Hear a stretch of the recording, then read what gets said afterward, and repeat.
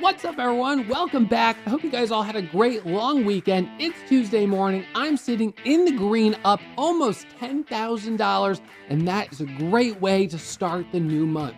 Today, I only took 2 trades, and I'm green on both of them. So 100% accuracy.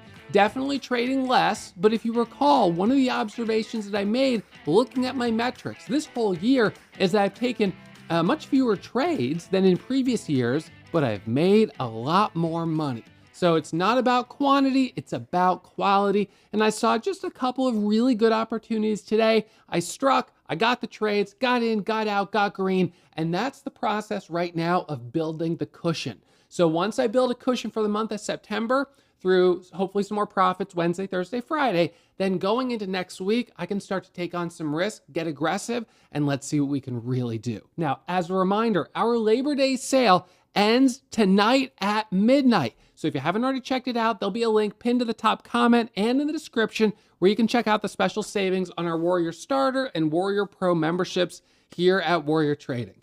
Okay, so let's look at the scanner. Leading gainer right now, HWH, up 246%.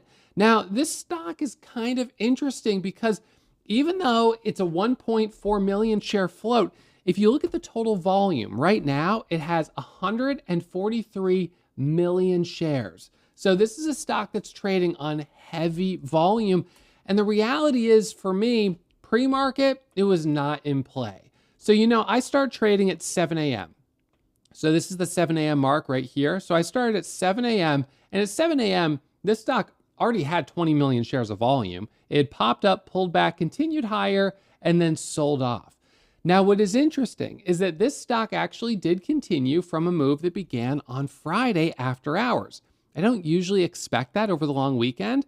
It popped up, it pulled back, and then first thing this morning, it continued higher, probably for lack of anything else moving.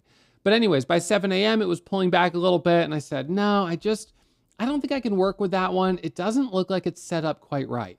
So HWH was a no trade for me, and then at the open, or shortly after the open, we got this big squeeze up right here, all the way to a halt, but I looked at that and I still felt like, I just think it's going to be a little too choppy.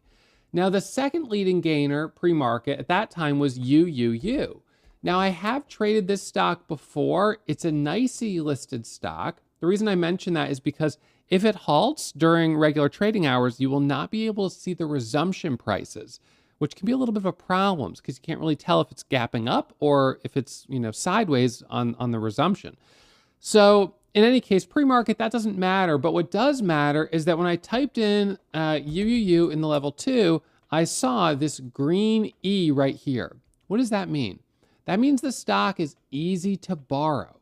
Easy to borrow stocks you can short without having to pay a locate fee. And brokers that are commission-free trading brokers, they don't usually let you locate shares. So if a stock is easy to borrow, you can short it. And if it's hard to borrow, you can't short it at all.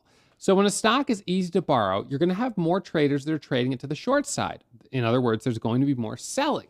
Now, in order for the stock to still, in spite of easy to borrow status, make a big move, it's going to have a ton of volume to the buy side, which would be the result of some really, really good news. And the headline on this was a one-time special dividend, and I just didn't feel like that was enough to give us the move that I needed in order to justify the risk to take trades on it. So, no trades on UUU.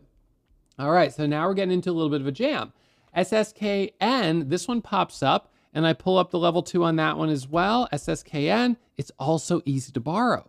So I thought, no, I don't think that's going to work either. And then we had SHFS.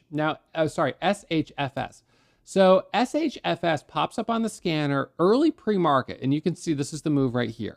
So this one popped up, and when I saw it squeezing, I jumped on it pretty quickly. So this is what happened. At 7 a.m., it pops up right here, it dips down, and as it curls back up right here, that's where I bought it. I bought for the curl back through the high, and it broke through 4 and went all the way up to 484. So right in that candle there, that was my first trade. So broke the ice and made $8,943.25. Now it ends up pulling back. And as it pulls back, we'll go full screen right here. We get this large shooting star candle. So you see how it has that large upper candle wick and then that small body? A shooting star candle is indicative of a reversal. It was also on higher volume, so the price comes way back down. It in fact goes below this orange line, which is the volume weighted average price. So it dips down, it bounces back up, but I'm like, I can't trust buying it here. We have this higher volume selling. And then suddenly you get this high volume candle here, highest volume of the day. But this is a divergence because in spite of it being the highest volume candle of the day, it's not the largest candle. This was a larger candle. So that means people were selling into this move. So it grinds a little higher up to the double top at 484. And I was like, no, I just can't work with that. It comes back up. It actually breaks the double top. And I said, if it can hold this level of 484, I'm going to look to buy. But we have another problem. If we look at the daily chart on the 200 moving average, it's priced just over $5. So I said, we're going to be coming into resistance. In order for this to really make a big move, it needs to break and hold over 520. It was not able to do that, and so I did not take any additional trades on the stock. It ended up pulling back at the open. And then there was ADN.